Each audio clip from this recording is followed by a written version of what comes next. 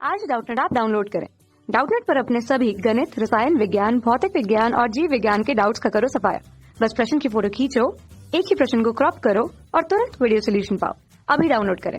प्रश्न हमें दिया है कि आई तीव्रता का अद्वित प्रकाश एक आदर्श ध्रुवक ए से पारगमित होता है तथा एक अन्य आदर्श ध्रुवक बी पर आपतित होता है। मतलब वही प्रकाश जो ए पर से पारगमित हुआ है वो बी ध्रुवक के लिए क्या है, आपतन के लिए आपतन प्रकाश होता है। इस प्रकार से बी से निर्गत प्रकाश की तीव्रता का मान I/2 दिया हुआ है। अब यदि हम ए और बी ध्रुवक के मध्य एक अन्य आदर्श ध्रुवक सी को रख देते हैं तो निर्गत प्रकाश की तीव्रता का मान इस प्रकार से I/8 होता है। ठीक है, तो ध्रुवक ए और सी के मध्य कोण होगा ये हमसे पूछा जा रहा है।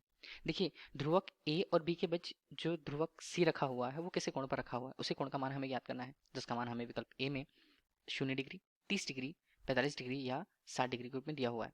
कौन से मान सही होंगे ये हमें देखना होगा। पहले हम इस प्रश्न की स्थिति को पहले समझने के लिए हमने क्या किया, हमने एक समतल प्रकाश एक निश्चित तीव्रता के साथ आपतित होती है तो प्रकाश के आपतन के लिए उसकी तीव्रता का मान को हमने आई से यहाँ पर प्रदर्शित किया। यहाँ पर हमारे पास मतलब समतल से यहाँ पर लंबवत एक ध्रुवक रखा हुआ है, ध्रुवक को ए हमने नाम दिया। इसी तरह एक आदर्श ध्रुवक और बी रखा हुआ है।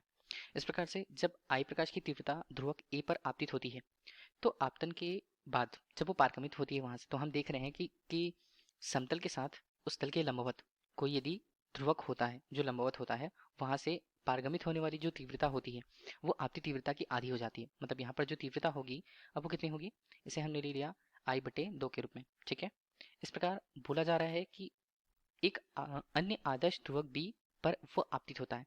इस प्रकार जब देखिए I/2 तीव्रता का प्रकाश यदि बी ध्रुवक पर आपतित होता है या आदर्श ध्रुवक पर आपतित होता है तो पारगमित होने के बाद वो क्या होगा, देखिए बी के लिए I/2 क्या हुआ, आपतन यहाँ पर प्रकाश हुआ, आपतन प्रकाश की तीव्रता, और ये यहाँ से पारगमित होने के बाद उसकी तीव्रता क्या होती है, फिर आधी हो जाती है जो आपतन की आधी होती है। तो आपतन की आधी I/4 हमने उसे लिख लिया। ठीक है, तो हमें बोला जा रहा है बी से निर्गत प्रकाश की तीव्रता I/2 है। हमने क्या किया, देखिए आई तो आपतित प्रकाश की तीव्रता थी, ए से जब वो पारगमित होती है तो I/2 हो जाता है।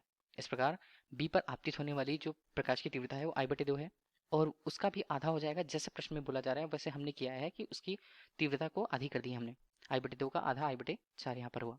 बोला जा रहा है अब यदि ए और बी के मध्य एक हम अन्य ध्रुवक को रख दें तब निर्गत प्रकाश की तीव्रता, निर्गत प्रकाश यहाँ पे ही बात की जा रही है, इसकी तीव्रता I/8 हो जाती है, ये बोली जा रही है। तब ध्रुवक ए और सी के मध्य कोण कितना होगा वो हमसे पूछा जा रहा है। इसका मतलब ये है कि यदि ध्रुवक ए यहाँ पर समतल के साथ लंबवत रखा हुआ है तो सी यहाँ पर उस लंबवत या अभिलंब के साथ कुछ कोण बनाते हुए रहेगी। पहले देख लेते हैं उसकी स्थिति कैसे बनी। हमने क्या किया है, इसे सद दर्शाने के लिए सी ध्रुवक यहाँ पर ले लिया। सी ध्रुवक जो अभिलंब से यहाँ पर जी इसे हम अभिलंब बोलेंगे, अभिलंब से कुछ कोण बनाती है, थीटा हमने मान लिया। ठीक है, तो यही कोण हमें ज्ञात करना है, तो थीटा कोण का मान कितना होगा ये हमें ज्ञात करना होगा।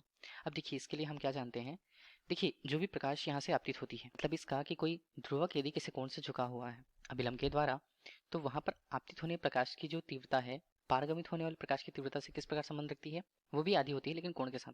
कैसे, यदि हमने I/2 यहाँ पर लिया हुआ है तो यहाँ पर मान कितना होगा इसका पारगमित होने वाले का, आई यहाँ पर होगा /2 के रूप में कॉस स्क्वायर थीटा के रूप में इसका मान बना। आपतित प्रकाश यहाँ पर I/2 तीव्रता की थी और निर्गत वहां से होने वाली I/2 कॉस स्क्वायर थीटा के रूप में है।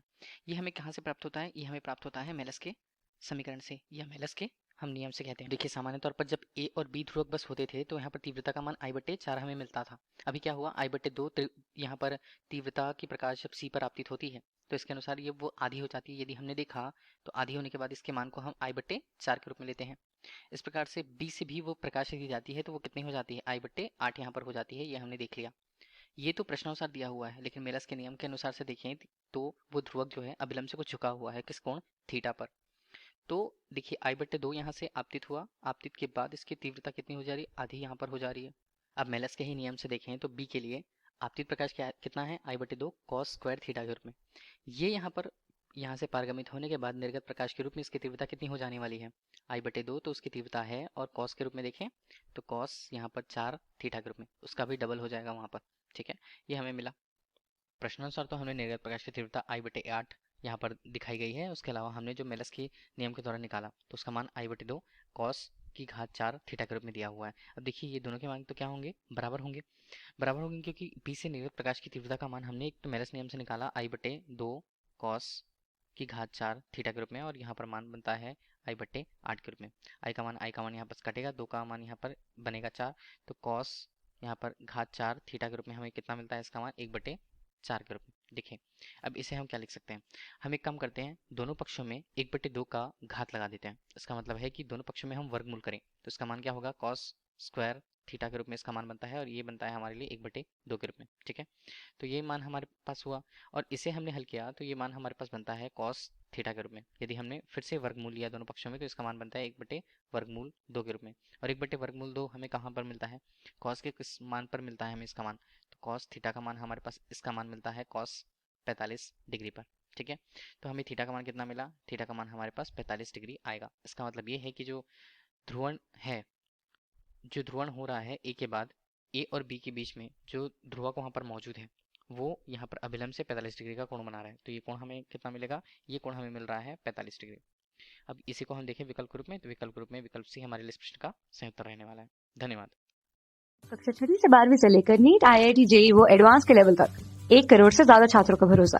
आज ही डाउनलोड करें डाउटनेट ऐप या व्हाट्सएप करें अपने सारे डाउट्स 8400 400 400 पर।